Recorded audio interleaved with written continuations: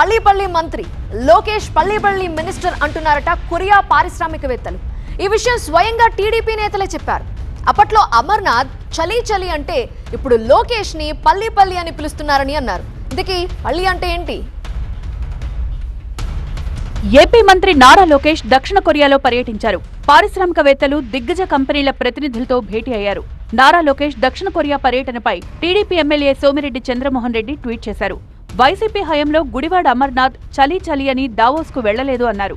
మంత్రి నారా లోకేష్ దక్షిణ కొరియా పారిశ్రామికవేత్తల నుంచి పల్లి మంత్రిగా ప్రశంసలు అందుకుంటున్నారన్నారు. కొరియన్ భాషలో పల్లి అంటే ఇంగ్లీష్ స్పీడ్ అని అర్థమన్నారు సోమిరెడ్డి చంద్రమోహన్ రెడ్డి.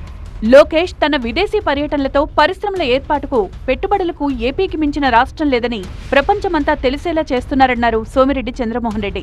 చంద్రబాబు, లోకేష్ ఏపీకి పెట్టుబడులను తేవడమే లక్ష్యంగా పనిచేస్తున్నారన్నారు. వైసీపీ అధికారంలో ఉన్నప్పుడు పరిశ్రమలను తరిమేస్తే తాము పరిశ్రమలు తిరిగి రప్పిస్తున్నామన్నారు సోమిరెడ్డి.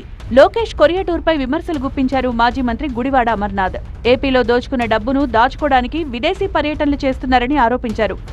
ఇక్కడ దోచుకోవడం, బయట దేశాలకు వెళ్ళి దాచుకోవడం, వీరి మంత్రుల తాలూకా పర్యటన ఈ రకంగానే కొనసాగుతాం. అది కొరియా వెళ్ళినా, లేకపోతే సింగపూర్ వెళ్ళినా, లేకపోతే దుబాయ్ వెళ్ళినా, లేకపోతే అమెరికా వెళ్ళినా ఈ రాష్ట్ర సంపదను దోచుకోవడం, బయట దేశాల్లో పెట్టుబడులు పెట్టడానికి వెళ్తూ ఉన్నారు తప్ప బయట దేశాల నుంచి పెట్టుబడులు తీసుకురావడానికి వెళ్తున్నారు అనుకోవడం అమాయకత్వం అనేటువంటిది ప్రజలు గమనించాలని చెప్పి కోరుతా ఉన్నారు.